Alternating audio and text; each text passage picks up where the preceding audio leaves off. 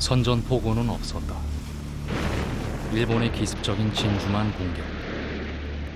목표는 미국의 태평양 함대였다. 뼈아픈 피해를 입은 미국은 세계대전의 참전을 결정하고 일본을 무력화시키기 위한 비밀 작전에 돌입한다.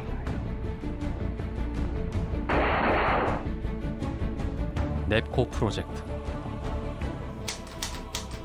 그런데 이 작전의 정예 요원들은 다름 아닌 한국인이었다. 그중 암호명 A라 불렸던 이는 나이 50의 가장. He felt a huge obligation and responsibility and a desire to help his countrymen in Korea. 그의 정체는 기업가로 잘 알려진 고 유일한 박사. 감춰진 이름이 되어서라도 이루고 싶은 소망. 그것은 조국의 독립이었다.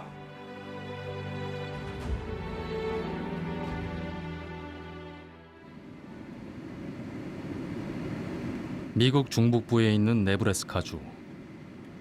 유일한의 자취를 찾아 헤이스팅스로 간다. 1895년 평양에서 태어났지만 기록으로 남은 최초의 학력은 헤이스팅스 고등학교.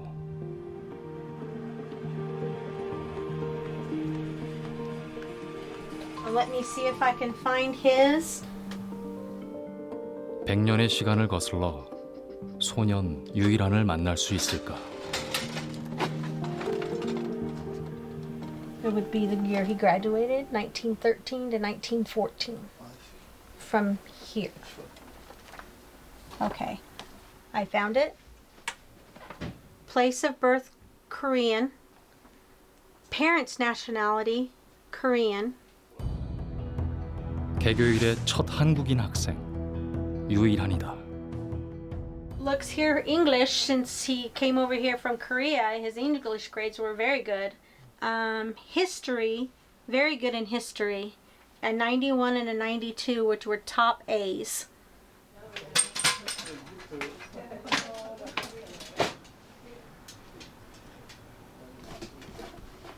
And this one actually happens to be the oldest one we have. This is it. So if hopefully we can find his picture in here. Okay, there he is. It says, in football game, he shows up great, and he's equally good when in a debate. 팀의 중심을 차지한 동양 소년. 인종차별이 극심했던 당시 마을에선 꽤나 화제가 됐을 것이다. He was very involved here when he was here. He was on the debate team. He played football, which is a sport. And he also had very good grades. So if he were to go to school now, in these day and age, he would be a very good student and he would be very well looked at as a very popular guy.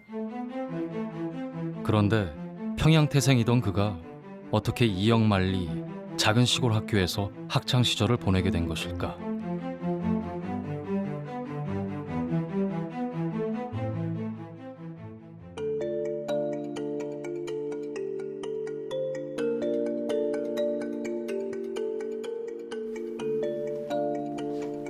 재미 한인들의 독립운동사를 연구해온 안형주 박사.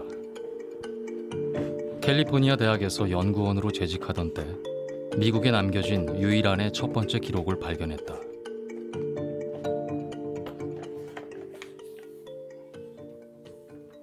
여기 이게 유일한 이름이 1905년 샌프란시스코에 9월에 도착해요.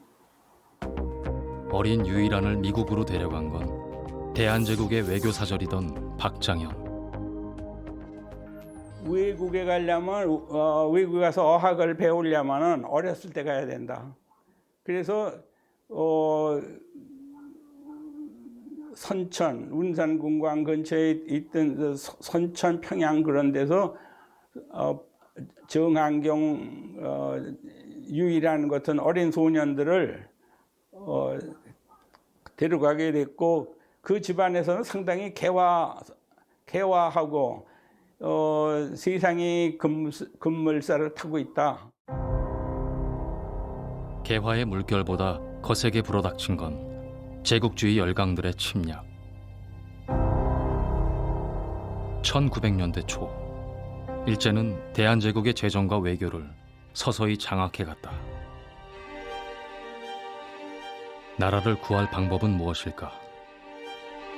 개화파였던 유일한의 아버지는 장남을 미국으로 보낼 결심을 한다. 넓은 세상에서 많이 배우고 꼭 돌아오렴. 어쩌면 마지막이 될지 모를 모습을 사진 한 장으로 남기고 1905년 여름 미국으로 떠나는 배에 어린 아들을 태운다. 하와이의 사탕수수 농장으로 떠나는 어른들 틈에 10살 이란이 있었다.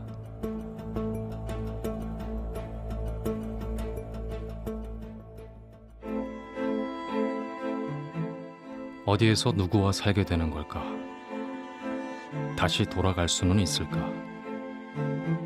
수많은 무릎을 삼키고 있을 때 위로가 된 이는 이란을 데려간 박장현이었다. 알파벳을 가르쳐주고 두려운 마음을 다독여준 인연. 한 달이 넘는 여정 끝에 이란은 네브라스카주 커니시에 도착했다. 박장현의 조카 박용만이 독립운동의 발판을 닫기 위해 정착한 곳. 이란 역시 이곳에서 이민 생활을 시작한다. 그 물을 길어오고 청소하고 저녁 식사 후에는 설거지를 해야 되고 그 다음에 주말에는 정원을 가꿔야 되고 제일 힘든 게 겨울에 각 방에 있는 벽난로 파이어플레이스에 석탄이나 장작이 꺼지지 않도록 그거를 새벽 3시, 4시에 일어나서 석탄을 다시 넣어줘야 돼요. 그런 거를 하면서도 방 하나 제공받고 식사 제공받고 그리고 학용품을 살 돈 한 1, 2달러를 매주 받고. 말이 안 되고 돈도 없으니 남의 집살이를 해야 했다. 신문 배달을 하고 구두를 닦으면서 학비를 벌었던 유일한. 그런데 사춘기 시절 남다른 행보를 시작한다. 여기에 요게 보면 유일한이에요. 군복을 입은 한인 청년들. 그 속에 유일한이 있다. 헤이스팅스 대학에서 여름방학 동안에 기숙사와 그 교실들을 안 쓰니까 그걸 쓰고 자기네가 가지고 있는 농장도 임대를 해주고 그래서 그 소년병 학교를 거기서 시작하게 된 거예요.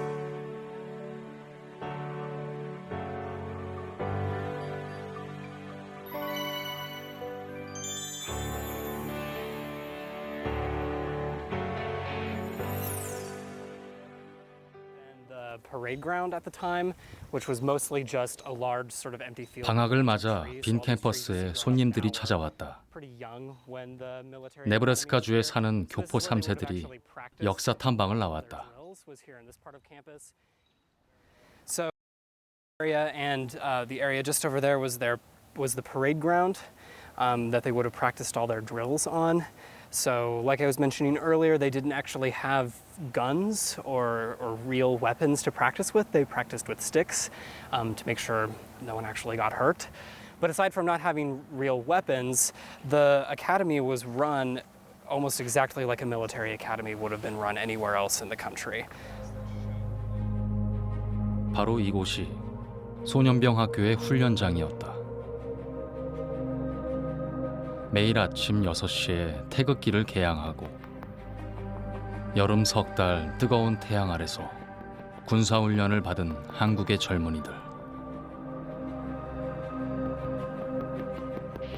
누구 하나 넉넉지 못한 형편이라 훈련을 받는 동시에 일을 해야만 했다. 캠퍼스를 빌린 군사학교. 전례가 없는 일이었다. It was very important to the Japanese to have overseas territories, to have colonies, so that they could be seen as an equal of the British Empire or an equal of the French Empire. That meant that there wasn't a lot of what we'd say in English wiggle room for Korean nationals to be able to negotiate with Japan. There was no political venue by which the Japanese could be convinced to give up Korea peacefully. I suspect that for the young Koreans who came to Hastings in 1910 and 1911, they didn't see any other option, largely because the Japanese didn't give them any kind of opening where that could have taken place. And we can see that when we actually look at 미국의 역사를 배우며 자라는 아이들. floor plans of Ringland, and it's pictured right 나라를 빼앗긴 소년들의 심정을 짐작할 수 있을까? We do have First started in 1910. How many people actually came and started that? I think the first class was 6 to 10-ish. It fluctuated it was around from 1910 to 1914, and the numbers fluctuated from about 6 in the early years to 26 or 30. What were like the general age of the people there? Probably anywhere from 14 to 15 to 23 or 24, I would guess. Pretty young, right? Yeah. So you think about it, by the time that a lot of young people really worry about their home country, really concerning, and that they want to see the free country from the Japanese occupation by them. It's a remarkable story.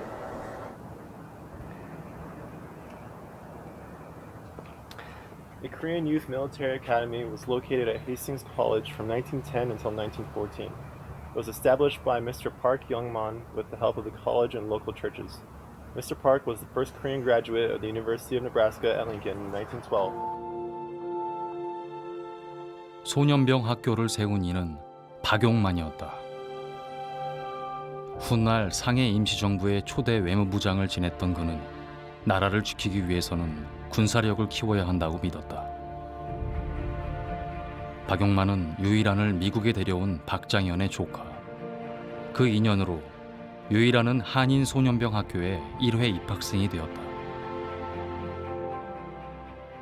누구를 만난 거냐에 따라서 그 인생이 참 좌우가 되는데, 박용만이라는 걸출한 독립운동가를 만났다는 것은 그가 10대에 한참 또 사춘기 때에 자신의 문제나 여러 가지 문제로 고민하고 그럴 때에 아마 좋은 인격이나 또 민족의식이나 이런 사상을 형성하는 데 큰 기여를 할 수 있지 않았나 싶습니다. Proud of that. So you also appreciate your mom and dad, okay? Because your mom and dad also appreciate. 10대엔 누구나 꿈을 꾼다. The sacrifice we wouldn't hear. And here you can see the picture of one of them the training exercise here. 마음껏 꿈꿀 권리. 그것이 젊음의 특권이다.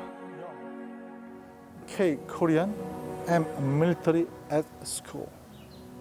Get close, get close each other. Okay, get close. Luis and you too. Okay, don't make any cheese. 이 땅의 주인들이 눈부신 미래를 설계하던 곳. 이국의 캠퍼스에서 소년들이 소망한 것은 무엇일까? I was like, the thing that gave me the biggest impression was how much pride these people must have had in their country. Like, they told us that there were 12-year-olds, and I'm like, I'm 12. I couldn't have done that. The fact that little kids came here to learn about like military stuff really like surprised me. They're from Korea and they came all the way to USA just because the Japanese, and that was really like brave of them. And I feel really proud that I'm Korean.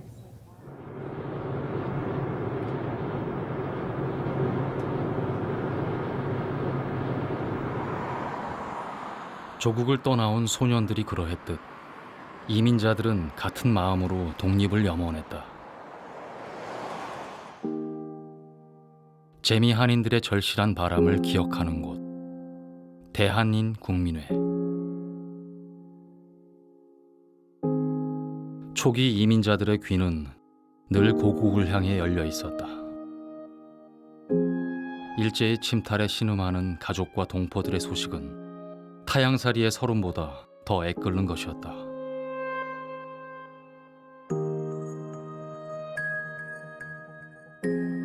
(1903년) 시작된 미주 이민.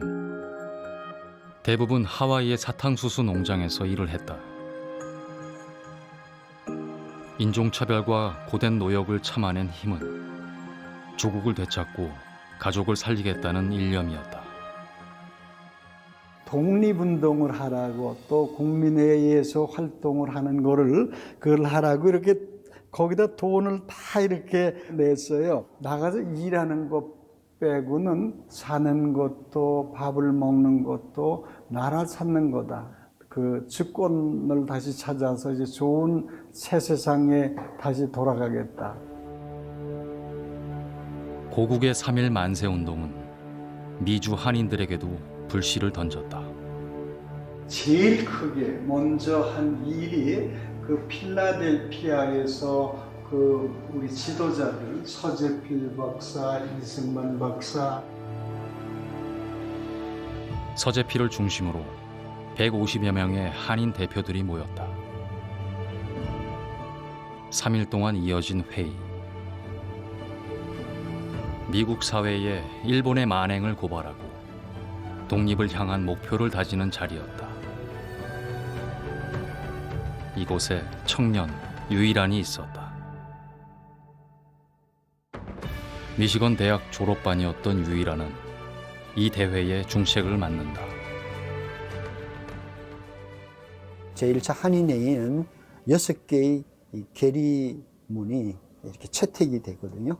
그 6개의 계리문 중에서 한국인의 목표와 열망이라는 그런 계리문이 있는데 이거를 기초하는 기초위원장으로서 유일한을 지명을 해요. 유일한이요. 결의문의 의결은 계획보다 하루가 늦춰졌다. 나라의 기초가 되는 헌법에 준하는 내용. 그만큼 고심 끝에 작성된 것이었다. 유일한이 이런 중요한 계리문 또 해방 이후를 대비한 국가 건설의 방향의 그 청사진을 본인이 고심해서 작성하고 그걸 채택했던 그 경험들 이런 것들이 나중에 보면은 그가 독립운동을 해 나가면서도 미래 독립될 국가는 어떤 나라가 돼야 될 것인가에 대해서 끊임없이 아마 자문하고 그다음에 본인이 해답을 구하려고 했고. 소년에서 청년 그리고 장년이 될 때까지 유일한은 독립으로 가는 길은 하나라고 믿었다.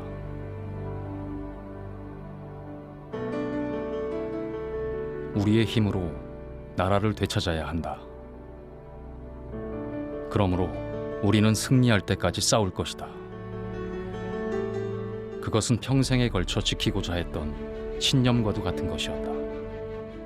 자강의식인데 우리 스스로 실력을 키워서 스스로 강해지지 않으면은 남의 도움을 받을 수 없다. 이런 생각이죠. 유일한의 모습은 우리가 힘을 기르고 우리가 노력하고 그리고 우리가 실력을 갖췄을 때 외부 열강, 세계 열강으로부터 동정과 지원을 얻을 수 있다는 그런 생각을 가진 분이라고 봅니다. 스스로 생활비를 벌어야 했던 학창 시절도 그의 철학을 만든 배경 중에 하나일 것이다. 유일한은 대학생 때 장사를 시작했다.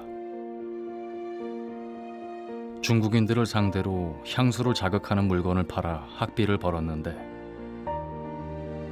그러던 중 중국인에게 꼭 필요한 식품 중 하나, 숙주에 주목했고 쉽게 상하는 숙주를 통조림으로 개발해 대성공을 거둔다. 그리고 녹두를 구하기 위해 상해로 출장을 가던 길.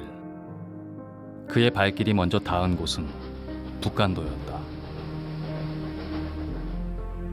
바로 그곳에서 21년 만에 가족을 만난다. 그런데 사업가로 성공한 아들을 아버진 반기지 않았다. 나라를 위해 일하라는 아버지의 당부. 이때 유일하는 인생의 항로를 바꿀 결정을 내린다.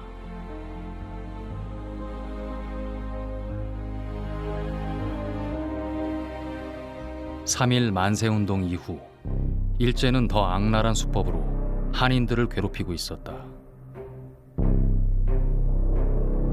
경찰의 수를 늘려 감시망을 넓혔고 자국의 식량 문제를 해결하기 위해 수탈을 일삼았다. 약 하나만 먹으면 나을 수 있는 가벼운 질병에도 아까운 목숨을 잃는 동포들. 결국 유일하는 회사를 처분하고 약재들을 구입해 고국으로 돌아온다. 당시 많은 독립운동가들은 이 정치적 독립의 꿈을 꾸었지 이 경제적 독립까지 생각할 여유가 없었어. 그만한 실력을 갖출 수가 없는 거예요. 어떻게 경제활동을 하면서 경제 독립을 통해서 새로운 국가 건설을 꿈꾼다? 못하는 거예요. 근데 유일한은 그거를 대비했던 사람이에요. 1926년 회사를 창업한 유일한. 목표는 명확했다. 국민의 건강을 지키는 기업이 되는 것이었다. 미국에서 다진 모든 기반을 버리고 새로 들어선 길. 그것은 유일한이 꿈꾼 또 다른 독립의 길이었고 아이들에게 물려주고 싶은 조국의 모습이었다.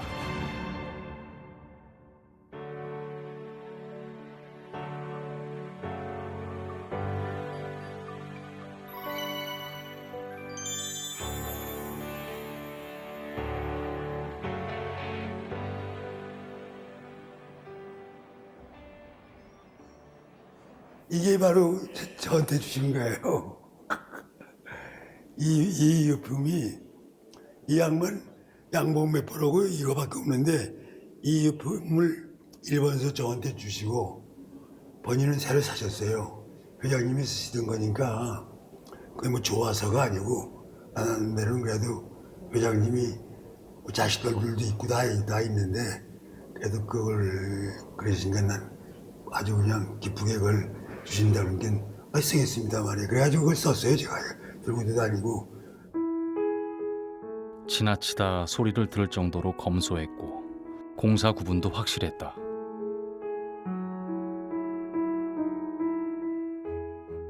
개인적인 일에는 회사 차량을 쓰지 않았고 심지어 자신의 기업에서 생산한 약도 공제회에서 사비로 구입했다. 중학교부터 들어가서 고학을 하신 거예요, 이 양반이. 그러니까 워낙 뭐 눈으로 안 봐도 뻔한 거 아닙니까?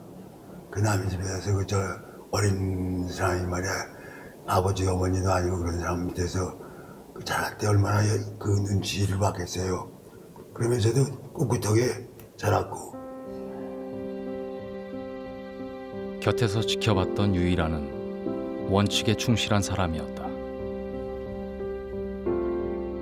총무부 직원이었던 시절 주식 상장을 앞둔 날에 첫 대면을 잊지 못한다. 지금의 자본금보다도 6배로 누려가지고서 상장을 해도 제일 우수한 주식이 될 거다 말이지. 그 말씀 드렸다가 혼나는 거예요, 제가. 내가 회장님한테 말이야. 임자는 그럼 내가 돈 불려고 상장한 줄 알아? 응? 그 어떤 미친놈들이 그따위 소리를 하고 있느냐고 말이지. 원칙을 지키는 것이 파격이 되던 세상. 유일한은 1936년 주식회사를 발족하고 종업원들에게 주식을 나눠준다. 국내 기업으로는 최초였다. 그 시기에는 상상할 수도 없는 일이죠. 그리고 이미 30년대 종업원들에게 주식을 나눠줍니다. 이 종업원지 주제 같은 경우는 사실은 우리나라에서는 기업 공개를 하고 기업 공개 이후에 이제 종업원들에 대한 주식 이야기가 나옵니다. 그러니까 1970년대 중반이 돼야 기업 공개를 해달라라고 하는 정부의 강권에 의해서 거의 기업 공개가 시작이 된다. 이렇게 연구자들이 이야기를 하고 있거든요. 그런데 1939년 일본의 진주만 공격으로 유일한의 삶은 새로운 국면을 맞는다. 유망한 기업가에서 목숨을 건 독립운동가다. 그의 행적을 밝혀줄 후손을 찾아간다.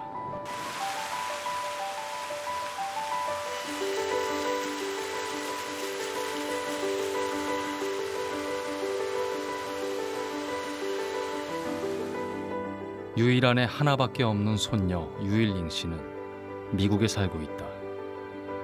재벌 3세가 아니라 당당한 커리어 우먼으로 살아가는 그녀. For me and you to use a firearm properly as a self-defense tool, to teach people how to shoot. 여성을 대상으로 총기 안전 교육을 시키는 최초의 여성 전문가로 활동 중이다. What's going on? I haven't fired yet. You didn't fire yet? Hi. How are you? 반갑습니다. Nice to meet you. 유일한은 슬아의 남매를 두었다. 유일링 씨는 아들의 무남 동료. Grandfather and my father and my aunt. And look, this is fun. This is my aunt. My grandfather believed that we should all know how to take care of ourselves. So everybody learned how to shoot a gun and do other things to protect ourselves and any family members or friends that we want to protect also. 까마득하지만 할아버지의 미소를 기억하는 손녀. 그런데 돌아가신 할아버지 대신 훈장을 받을 때까지 특수작전에 참여했다는 이야기는 들어본 적이 없었다.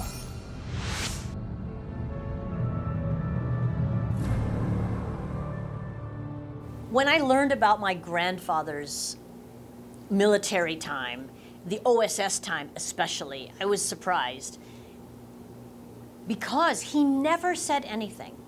Now, in those days, they were sworn to secrecy. They must promise that they would not talk about this. And it amazes me that he and so many others did that. Even after everything was finished, the war is over, the Korean War is over, everything is finished, he did not talk about it. 극비리의 특수훈련이 벌어진 곳, 미국 남서부에 있는 산타 카탈리나 섬으로 간다.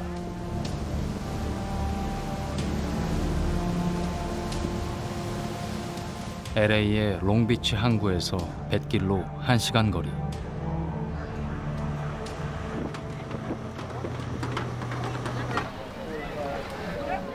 지금은 휴양을 찾아온 이들의 천국으로 변해 있다.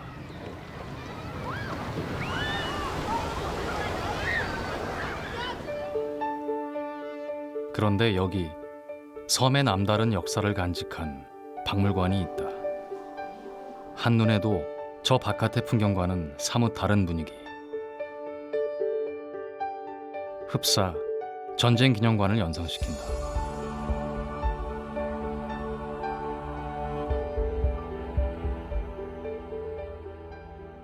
The island has a really unique connection with World War II in the fact that basically it was cut off from all tourism as soon as the attack on Pearl Harbor. So immediately there was a need for training spaces for different military entities.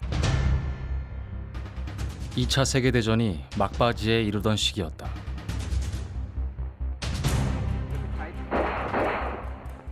미 정보국 CIA의 전신 OSS는 조직의 사활을 걸고 한반도 침투 작전을 계획한다. 요원들은 한국 지형을 잘 알고 독립의 의지가 확고한 한인들을 중심으로 꾸려졌다. 작전에 투입된 19명의 한국인들은 전투 수영, 사격, 폭발을 익히며 특수공작원으로 거듭났다. So this is a general map of the island, so you can see where we are here. LA would be this way, right over here. We're currently in Avalon right here. I think it's mostly because they would have been really far away from everything else, especially the Howlands Landing is so protected that they could do a lot of things without anyone ever noticing, and there's really nothing that way on the island or even close as far as like the mainland. So.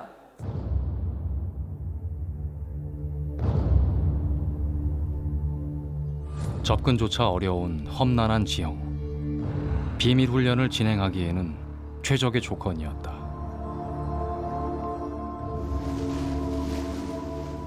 각 조원들은 다른 조의 존재를 알 수 없을 정도로 철저하게 고립되어 있었다.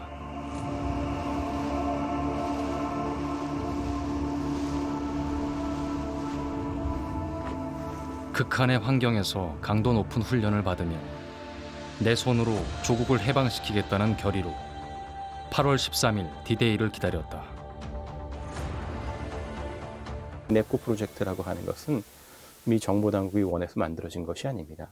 재미 한인들이 오랫동안 주장한 한국인들의 대일 무장투쟁의 실현이었고, 또 하나 제일 결정적으로 중요한 것은 한국 독립을 위해서 일본과 무장투쟁을 위해서 기꺼이 목숨을 내놓겠다라고 하는 수십 명의 한국인들이 있었기 때문에 가능한 것이었습니다. 작전을 기획한 아이플러 장군은 요원들의 생사를 장담하지 못했다.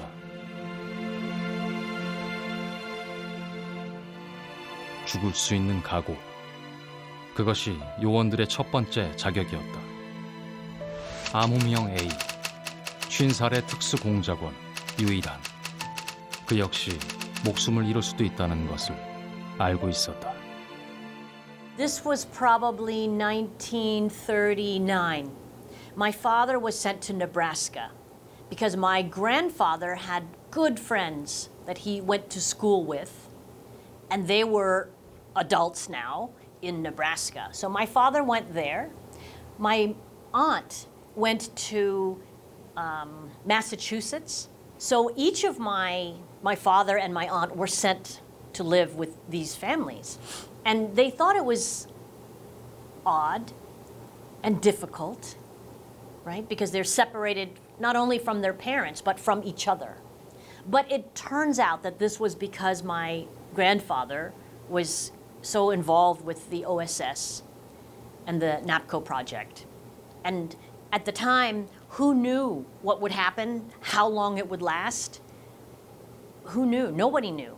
So my grandfather and my grandmother decided that they should put the children in safe places and in very solid homes. 독립. 그것을 위해 치러야 했던 대가는 얼마나 무거운 것이었을까. 이미 잘 성공한 사업가였고 사회적인 명망도 있고 풍요로운 생활을 누리고 있었고 안락했고 지위도 있는 사람이 어느 날 갑자기 유령처럼 사라져서 코맨드 훈련을 받고 한국으로 침투한다고 했을 때 이해할 수 있는 가족은 없었으리라고 생각합니다. 그렇지만 유일한 자신이 미국에 온 목적, 그리고 자신을 지금까지 자신의 삶을 이끈 기본적인 동력이 무엇인가를 늘 생각했다고 생각합니다. 즉 유일한의 정신 혹은 마음 깊숙이 자리 잡고 있었던 것은 한국의 독립, 혹은 한국의 해방, 혹은 한국의 재건이었다고 볼 수 있습니다. 그리고 기회가 되면 그것을 위해서 자신의 목숨쯤은 던질 수 있다라고 하는 생사관을 가졌다고 저는 생각하고 있습니다. 그런데 작전을 실행하기 며칠 전 미국의 원자폭탄 공격에 일본은 항복을 선언했다. 내 힘으로 광복을 앞당기겠다던 유일한의 꿈은 그렇게 잊혀져 갔다.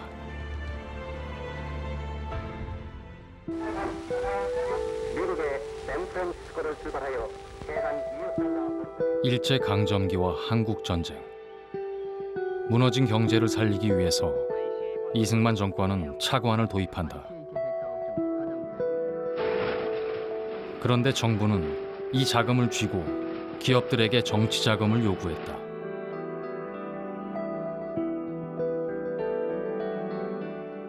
사업의 재건을 위해 차관을 빌렸던 유일한 역시 집요한 압박을 받았지만 단 한 차례도 응하지 않았다.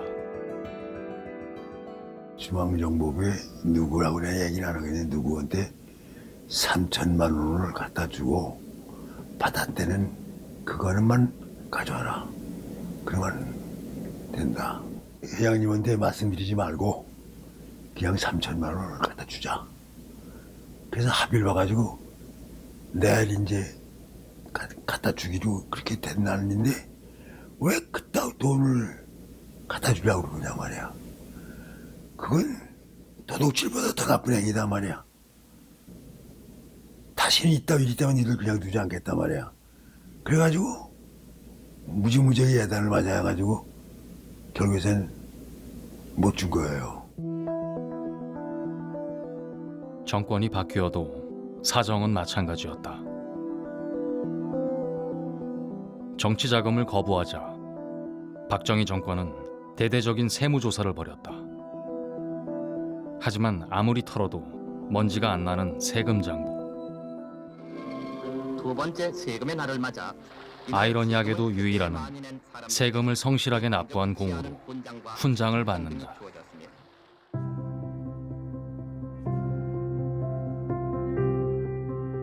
그리고 이듬해 유일한은 가족이 아닌 전문 경영인에게 경영권을 넘기고 상징처럼 훈장을 물려준다.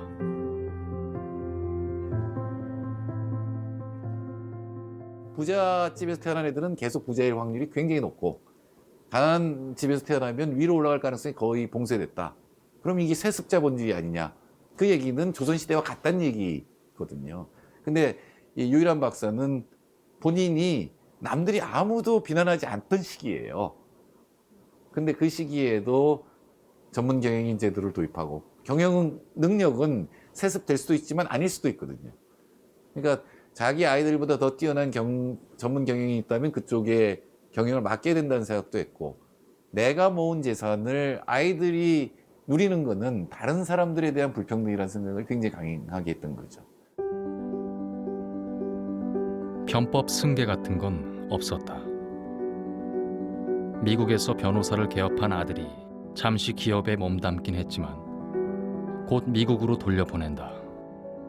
기업은 나와 내 가족의 것이 아니다.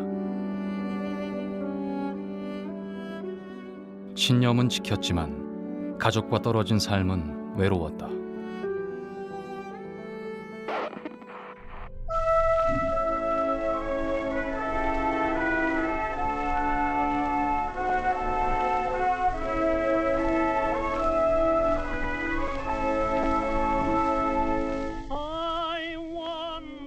하지만 유일한은 떠날 수 없었다. 그에겐 지켜야 할 것들이 있었고 아직 할 일이 남아 있었다.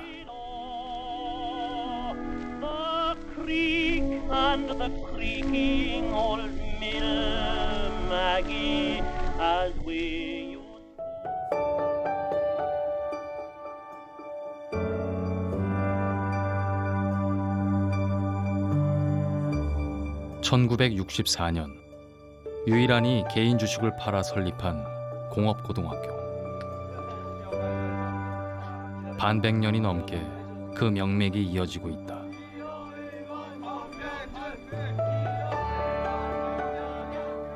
학교가 그래도 모처럼 왔으니까 우리 유 박사님 뭐 묘소에 참배도 좀 하고 그럽시다. 참배를 한다면서 교정으로 들어서는 동문 회원들. 야트막한 동산에 유일한의 묘소가 있다. 학교 앞 동산에 묻어달라는 유언을 따른 것이다. 학생들과 학교에 대한 애정이 그만큼 각별했다.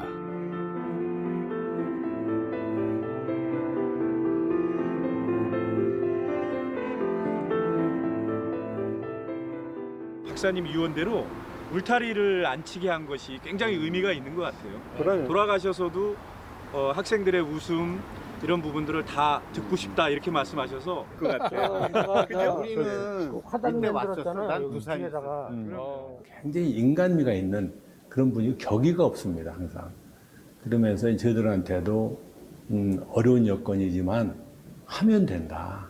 너들 여건을 탓하지 말고 자기 거로 만들어서 하나하나 짚어가면 되니까 절대 낙망하거나 자기 환경을 탓하지 말고 최선을 다하면 너희들이 세계가 온다.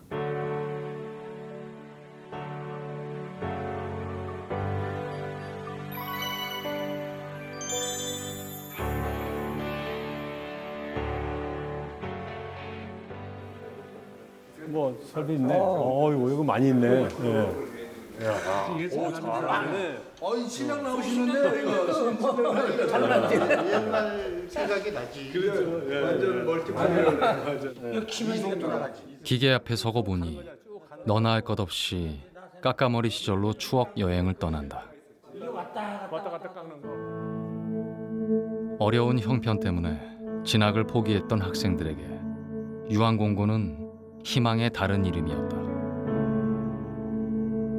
전교생에게 전액 장학금을 지급한다니 전국에서 수재들이 몰려왔다.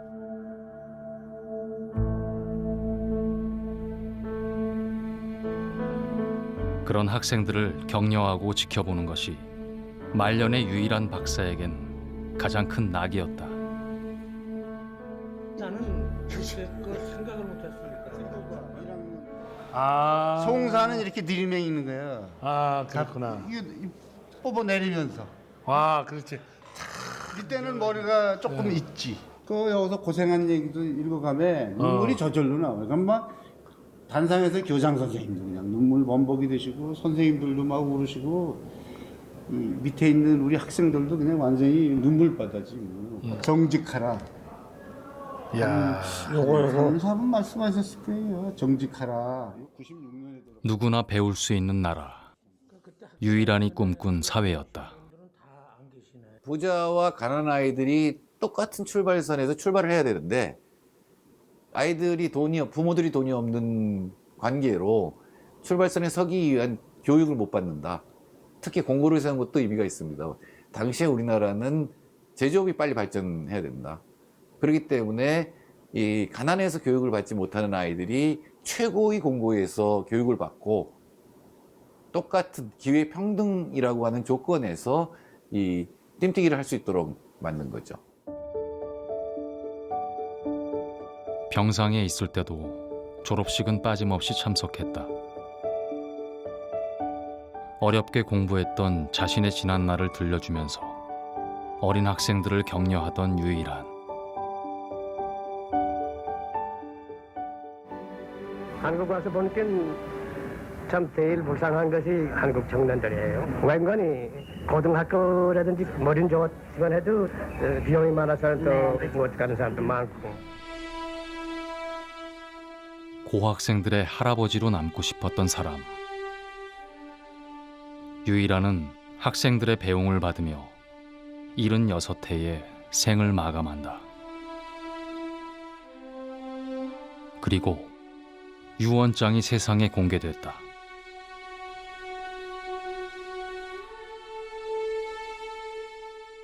전 재산을 아들, 딸에게 물려주는 대신 교육 사업에 쓰도록 재단에 기부한다. As you know, when he passed away, he did not leave money to his family. He gave me $10,000 so I could start my college, which was wonderful. Even that, frankly, we were all surprised because we were raised from a young age to understand that we were getting nothing. So do not expect anything in inheritance, which I think is great because I grew up my entire life knowing that anything that I wanted, I should work for. 유언은 지켜졌다. 아들과 손녀는 미국에서 자립했고 딸은 아버지를 따라 전 재산을 기부하고 세상을 떠났다. 세상의 눈으로 보면 가장으로서는 낙제점을 받지 않았을까. 나에게 중요한 순서를 말하자면 국가, 교육, 기업, 가정이다. 늘 입에 달고 살던 말이었다. His first love was his fatherland. His first love, his first responsibility, his first duty he felt was to his fatherland. That is why, after he went through all his education in the United States and got his first jobs in the United States, that is why he went back to Korea to start Yuhanyanghang in 1926. That is why. I think he always meant to go back to Korea to do what he could. 유일한에게 특수 요원을 제안했던 미국 정보국에선 그를 이렇게 평가했다. 한국인을 위한 한국을 만들고자 노력했던 사람.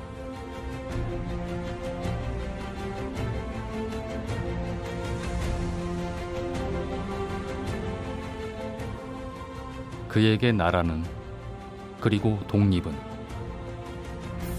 되찾아야 했고 지키고 싶었던 첫사랑. 목숨을 걸 만큼 뜨거운 사랑이었다.